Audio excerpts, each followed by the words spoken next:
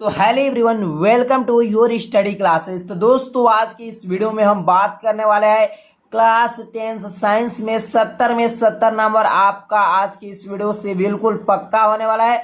आज की इस वीडियो में पूरे बुक से महत्वपूर्ण प्रश्नों को लाया गया है और ये प्रश्न लाया गया है प्रीवियस ईयर क्वेश्चन पेपर को देखते हुए, मॉडल पेपर को देखते हुए और एनसीईआरटी बुक को देखते हुए।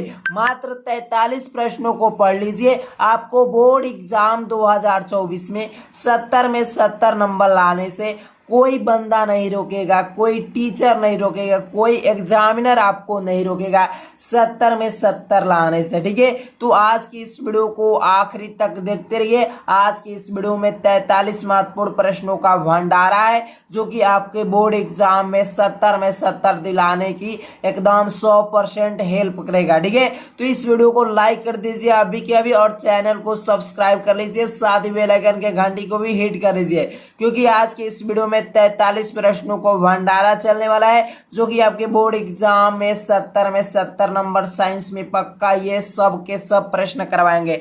मात्र 43 प्रश्नों को तैयार करके जाइए और तब देखिए इसका कमाल 70 में 70 दिलाने का। ठीक है, तो चलिए एक एक प्रश्न को पढ़ते पढ़ते आगे बढ़ते हैं। ठीक है, तो आपका जो पहला प्रश्न है कि प्रकाश परावर्तन के नियम क्या है। जो भी प्रश्न बता रहा हूं ये सब के सब प्रश्न आईएमपी के आईएमपी है और बोर्ड एग्जाम 2024 में 100% आपको देखने को मिलेगा।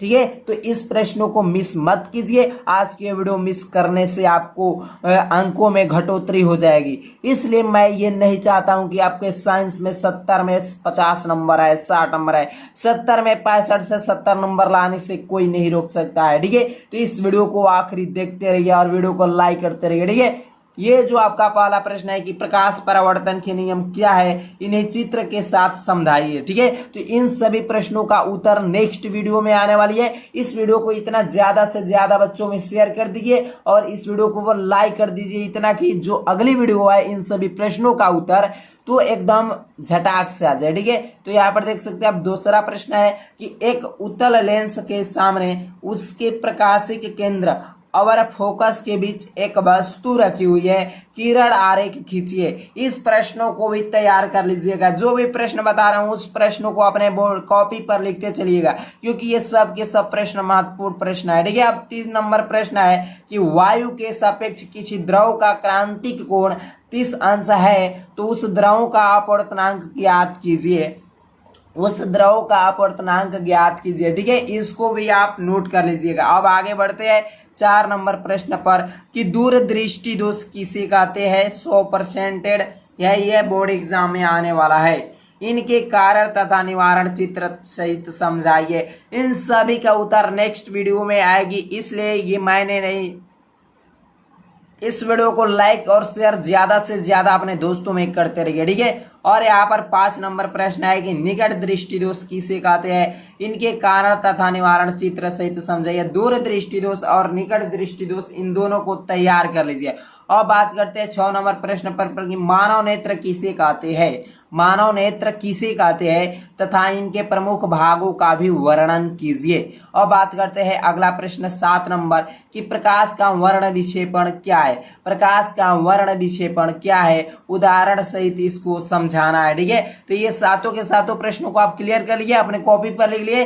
भाई इस प्रश्न को अपने कॉपी पर लिख लीजिए क्योंकि इसको आपको तैयार करना है बोर्ड एग्जाम में 70 में 70 लाने के लिए। ये सब के सब प्रश्न महत्वपूर्ण है, बोर्ड एग्जाम में आने वाले ये सब के सब प्रश्न है। इस प्रश्नों को सिलेक्ट किया गया है बहुत ही मेहनत करने के बाद। ठीक है, प्रीवियस ईयर क्वेश्चन के पेपर को देखते हुए, मॉडल पेपर को देखते हुए और एनसीईआरटी बुक जो ऐसे हर एक साल आता है सीरीज को सबको फॉलो करते हुए इन सभी प्रश्नों को इस वीडियो में सिलेक्ट करके लाया गया है। कितना मेहनत के बाद। इस वीडियो को लाइक कर दीजिए और अपने दोस्तों में शेयर कीजिए। ठीक है, तो 8 नंबर प्रश्न है कि ओम का नियम क्या है। ओम का नियम क्या है, इसका सत्यापन आरेख खींचकर कीजिए। ओम के नियम को बताना है और इसका सत्यापन करना है कैसे, किरण आरेख खींचकर। ठीक है, तो आपको टेंशन लेने की बात नहीं है, सिर्फ क्वेश्चन को लिखिए, इसका उत्तर सॉल्यूशन मैं देने वाला हूं। ठीक है, अब 9 नंबर प्रश्न है कि श्रेणी क्रम संयोजन के सूत्र का निगमन कीजिए। ठीक है, तैयार हो गया। अब आगे बढ़ता हूं। 10 नंबर समांतर क्रम संयोजन के सूत्र का निगमन कीजिए। समांतर और श्रेणी क्रम संयोजन सूत्र का निगमन तैयार कर लेना है। बढ़ते हैं आगे। 11 नंबर 1 किलोवाट घंटा को जूल में बदलिए। 1 किलोवाट घंटा को जूल में बदलना है। ठीक है, अब यहाँ पर बात आती है कि फैराडे का विद्युत चुंबकीय प्रेरण के नियम को लिखिए। फैराडे के विद्युत चुंबकीय प्रेरण के नियम को लिखिए। बात आती है अब अगला प्रश्न 13 नंबर कि फ्लेमिंग के दाएं तथा बाएं हाथ के नियम को लिखिए। फ्लेमिंग के दाएं तथा बाएं हाथ के नियम को लिखिए। अब अगला प्रश्न 14 नंबर है कि विद्युत मोटर का नामांकित चित्र खींचिए। इसका सिद्धांत तथा क्रियाविधि स्पष्ट कीजिए। विद्युत मोटर का नामांकित चित्र खींचिए। ये जो आपके बोर्ड एग्जाम में 6 से 7 नंबर का प्रश्न हर एक साल आता है। ठीक है, इस पर टिक लगा लिया 110%। और 15 नंबर प्रश्न है कि विद्युत जनित्र किस सिद्धांत पर कार्य करता है। नामांकित चित्र बनाकर इसका कार्यविधि समझाइए। ये विद्युत मोटर और विद्युत जनित्र, ये दोनों जो प्रश्न है हर साल के एग्जाम में डाला जाता है, हर पेपर के कोड में डाला जाता है। कम से कम ये 7 कोड में, ये 3 से 4 कोड में, ये 3 से 4 कोड में डाला जाता है। ठीक है, अब बात करते हैं अगला प्रश्न 16 नंबर ओजोन क्या है। ओजोन क्या है, यहाँ सब स्टार्ट होता है केमिस्ट्री। 17 नंबर है कि ऊष्माक्षेपी दहन एवं ऊष्माशोषी अभिक्रिया का क्या अर्थ है, उदाहरण सहित समझाइए, उदाहरण सहित दीजिए। अब बात करते हैं अगला प्रश्न 18 नंबर रेडॉक्स अभिक्रिया पर संक्षिप्त टिप्पणी लिखिए। रेडॉक्स अभिक्रिया पर संक्षिप्त टिप्पणी लिखिए। अब बात करते हैं अगला प्रश्न आपका जो है देख सकते हैं 19 नंबर स्क्रीन पर दिखता होगा कि निम्नलिखित को परिभाषित कीजिए। आपको परिभाषा लिखने को, टिप्पणी लिखने को आ जाएगा संक्षारण पर, विकृत गंधिता पर, इसलिए इन दोनों को तैयार करके जाइए। 70 में 70 लाने की बात है। अब बात करते हैं अगला प्रश्न 20 नंबर रासायनिक अभिक्रिया किसे कहते हैं, यह कितने प्रकार का होता है, उदाहरण दीजिए। रासायनिक अभिक्रिया किसे कहते हैं, कितने प्रकार का होता है, उदाहरण देना है। अब बात करते हैं अगला प्रश्न 21 नंबर कि उदासीनीकरण अभिक्रिया क्या है, उदाहरण दीजिए। उदासीनीकरण अभिक्रिया क्या है, उदाहरण दीजिए। ठीक है, अब बात करते हैं अगला प्रश्न 22 नंबर कि अम्ल क्षार एवं लवण की परिभाषा तथा उदाहरण लिखिए। अम्ल क्षार लवण का परिभाषा तैयार कर लेना है और उसका उदाहरण साथ ही साथ। और बात करते हैं अगला प्रश्न 23 नंबर पर कि बेकिंग सोडा का रासायनिक नाम एवं अणुसूत्र क्या है। बेकिंग सोडा का रासायनिक नाम एवं अणुसूत्र क्या है, इनकी भौतिक तथा रासायनिक गुण को भी लिखिए। ठीक है, इसको भी तैयार कर लीजिएगा। इस प्रश्न को आप सब इन प्रश्नों को कॉपी पर नोट करते चलिए, क्योंकि आपको एग्जाम में 70 में 70 नंबर छाप कर आना है। तो ऐसे कुछ भी नहीं मिलता, मेहनत करने से मिलता है। ठीक है, तो इन सभी प्रश्नों को अपनी कॉपी पर नोट कीजिए और इसका सॉल्यूशन हम देने वाले हैं, उससे आप तैयार कर लीजिएगा। एकदम छोटा छोटा सॉल्यूशन देंगे ताकि आपको एग्जाम में भर भर के नंबर में मिल जाए और आपको आसानी से भी याद हो जाए। अब बात करते हैं 24 नंबर प्रश्न की विरंजक चूर्ण बनाने की विधि लिखिए, रासायनिक तथा भौतिक गुण लिखिए। विरंजक चूर्ण बनाने की विधि लिखिए, रासायनिक तथा भौतिक गुण लिखिए। बात करते हैं अगला प्रश्न 25 नंबर प्लास्टर ऑफ पेरिस किसे कहते हैं। प्लास्टर ऑफ पेरिस किसे कहते हैं, इसे बनाने की विधि, गुण व उपयोग को लिखिए। ठीक है, अब बढ़ते हैं आगे 26 नंबर प्रश्न पर। आपका 26 नंबर प्रश्न है अयस्क व खनिज को परिभाषित कीजिए। अयस्क तथा खनिज में क्या अंतर है, ये भी बताना है। सबसे पहले आपको तैयार करना है अयस्क व खनिज का परिभाषा। अयस्क तथा अंतर को भी आपको इसको देख लेना है। अब बात करते हैं अगला प्रश्न 27 नंबर कि भर्जन तथा निस्तापन की परिभाषा तथा उदाहरण लिखिए। भर्जन तथा निस्तापन का परिभाषा सहित उदाहरण आपको तैयार कर लेना है। ठीक है, 27 नंबर प्रश्न तक हो गया। अब बात करते हैं नेक्स्ट प्रश्न जो आपका 28 नंबर है। 28 नंबर प्रश्न क्या है, तो देख सकते हैं कि 28 नंबर जो प्रश्न है कि विद्युत रासायनिक श्रेणी किसे कहते हैं, 2 अनुप्रयोग को लिखिए। विद्युत रासायनिक श्रेणी किसे कहते हैं, 2 अनुप्रयोग को लिखिए। और बात करते हैं 29 नंबर प्रश्न मिश्र धातु किसे कहते हैं। मिश्र धातु किसे कहते हैं, कॉपर के 2 प्रमुख मिश्र धातुओं के नाम, संगठन नाम लिखिए। ठीक है, मिश्र धातु किसे कहते हैं, इसका परिभाषा लिख देना है। कॉपर के 2 प्रमुख मिश्र धातुओं के नाम तथा संगठन लिखना है। अब बात करते हैं नेक्स्ट प्रश्न जो कि 30 नंबर है कि समजातीय श्रेणी क्या है, उदाहरण के साथ समझाइए। समजातीय श्रेणी क्या है, उदाहरण के साथ समझाइए। अब बात करते हैं 31 नंबर प्रश्न, एल्केन एल्कीन तथा एल्काइन से आप क्या समझते हैं। एल्केन एल्कीन एल्काइन का परिभाषा आपको उदाहरण सहित क्या करना है, तैयार करना है। ठीक है, वही कह रहा है कि एल्केन एल्कीन एल्काइन से आप क्या समझते हैं, उदाहरण देकर इसको समझाइए। अब बात करते हैं नेक्स्ट प्रश्न 32 नंबर प्रश्न कि प्रतिस्थापन अभिक्रिया पर संक्षिप्त टिप्पणी लिखिए।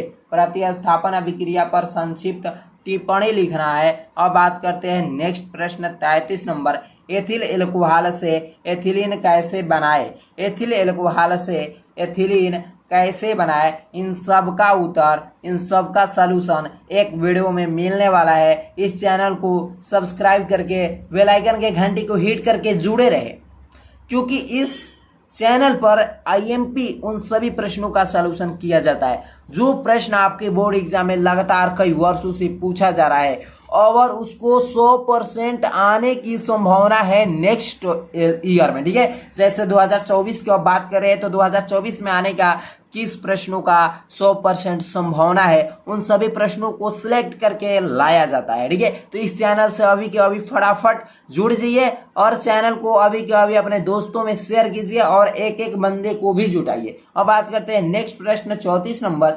साबुनीकरण पर संक्षिप्त टिप्पणी लिखिए। साबुनीकरण पर संक्षिप्त टिप्पणी लिखिए। अब बात करते हैं 36 नंबर प्रश्न जो है 35 नंबर प्रश्न है, एस्टरीकरण पर संक्षिप्त टिप्पणी लिखिए। साबुनीकरण एस्टरीकरण इन दोनों को तैयार कर लीजिएगा, बोर्ड एग्जाम में हर साल देखने को मिलता है और मिलने वाला है।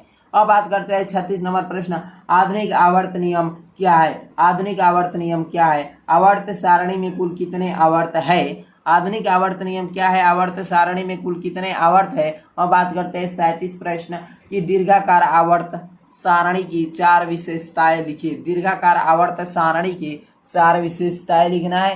ठीक है, अब बात करते हैं अगला प्रश्न, रुधिर और लसिका में क्या अंतर है। रुधिर और लसिका में क्या अंतर है, इन सभी प्रश्नों को अपने कॉपी पर नोट करते चलिए। ठीक है, 70 में 70 दिलाने वाली ये सब के सब प्रश्न है। इन सभी प्रश्नों को तैयार करने से आपके एग्जाम में 70 नंबर क्लियर होता है। अब बात करते हैं 39 नंबर प्रश्न की वाष्पोत्सर्जन का को प्रभावित करने वाले कारक कौन कौन से है। वाष्पोत्सर्जन को प्रभावित करने वाले कारक कौन कौन से है। तो 39 प्रश्न तक हो गया। अब बात करते हैं अगला प्रश्न जो कि 40 नंबर है, आपका इस वीडियो की स्क्रीन पर दिखता ही होगा। 40 नंबर प्रश्न 40 नंबर प्रश्न, पाचन तंत्र किसे कहते हैं, पूरी प्रक्रिया का सचित्र वर्णन कीजिए। ये बायोलॉजी वाला प्रश्न है। ठीक है, अब बात करते हैं अगला 41 नंबर प्रश्न कि मानव के हृदय की आंतरिक संरचना की क्रियाविधि का सचित्र वर्णन कीजिए। इन सभी का चित्र सहित एक वीडियो में सॉल्यूशन आ रहा है, तो इस वीडियो को अभी कभी लाइक करते रहिए और चैनल को सब्सक्राइब करते रहिए। अब बात करते हैं अगला प्रश्न 42 नंबर कि उत्सर्जन से क्या तात्पर्य है। मनुष्य के मुख्य उत्सर्जन अंग लिखिए, क्रियाविधि को भी लिखिए। ठीक है, उत्सर्जन से क्या तात्पर्य है, मनुष्य के मुख्य उत्सर्जन अंग लिखिए और क्रियाविधि को भी साथ ही साथ लिखना है। अब बात करते हैं अगला प्रश्न जो कि 43 नंबर प्रश्न है कि परिवार नियोजन से क्या समझते हैं। परिवार नियोजन से क्या समझते हैं। 44 नंबर प्रश्न है, सॉरी छोटे परिवार का महत्व को भी लिखिए। ठीक है, परिवार नियोजन में ही है कि छोटे परिवार का महत्व को भी लिखिए। अब बात करते हैं 44 नंबर प्रश्न, नर तथा मादा जनन तंत्र का सचित्र वर्णन कीजिए। नर तथा मादा जनन तंत्र का सचित्र वर्णन कीजिए। अब बात करते हैं अगला प्रश्न 45 नंबर कि गर्भ निरोधक की विभिन्न विधियां कौन सी है। गर्भ निरोधक की विभिन्न विधियां कौन सी है। अब बात करते हैं अगला प्रश्न 46 नंबर कि मेंडल के नियम से आप क्या समझते हैं। मेंडल के नियम से आप क्या समझते हैं। इस वीडियो का अंतिम प्रश्न 47 नंबर प्रश्न है कि लिंग निर्धारण का सचित्र वर्णन कीजिए। लिंग निर्धारण का सचित्र वर्णन कीजिए। तो टोटल साइंस के साथ 47 क्वेश्चन हुए, जो कि ये 47 के 47 क्वेश्चन सब के सब अपने आप में एग्जाम में आने के लिए 100% महत्वपूर्ण है। तो इस वीडियो को लाइक कर दीजिए, चैनल पर पहली बार आएंगे तो प्लीज चैनल को भी सब्सक्राइब कर लीजिए, साथ ही बेल आइकन के घंटी को भी हिट कर लीजिए, क्योंकि इस चैनल पर ऐसे ही महत्वपूर्ण टॉपिक वाली वीडियो आती रहती है। और ये तो आज की इस वीडियो में साइंस से होगा, साइंस से 70 में 70 की तैयारी, इसका सॉल्यूशन मिलने वाला है। ठीक है, इन सभी प्रश्नों का सॉल्यूशन मिलने वाला है। और जो नेक्स्ट वीडियो कुल आने वाली है अदर सब्जेक्ट पर, जैसे मैथ हो गया, हिंदी हो गया, साइंस, सोशल साइंस हो गया, ठीक है, गृह विज्ञान हो गया, उसी प्रकार चित्रकला, इन सब का सॉल्यूशन ऐसे ही दिया जाएगा, इन सब का महत्वपूर्ण टॉपिक ऐसे ही दिया जाएगा, ताकि आपको 70 में 70 लाने की हेल्प मिल जाए। ठीक है, 70 में 70 नहीं तो 65 नंबर आपको कहीं नहीं जाने वाला है इन सभी वीडियो को देखने के बाद। ठीक है, तो इस वीडियो को लाइक कर दीजिए, शेयर कीजिए अपने दोस्तों में और चैनल को सब्सक्राइब कर दीजिए। तो आज की इस वीडियो में इतना ही, तब तक के लिए जय हिंद, जय भारत, वंदे मातरम।